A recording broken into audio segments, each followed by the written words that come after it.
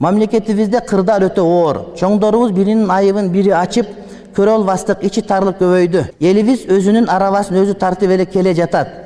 Kırgız mamleketin оңдош çoңдорубуздун oyuna da kelbey kaldı. Eğer bul boydan kete verse ыйманыбызды, elibizdi, жерибизди жоготуп алабыз деп корком дейт. Урматтуу bir тууганым, элиге жараша падыша.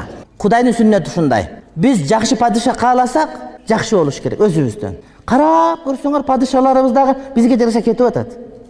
Анча намаз окуганы, толук намаз окуганы, андан мурдагысы мисалы үчүн Кудай жөн жакшы айтканы ошондой да. Эгерде биз диманыбыз оозубуз менен эмес, жүрөк менен боло турган болуп, амал менен боло турган болсо, амали да ишке аша турган болот, урматтуу bir тууганым.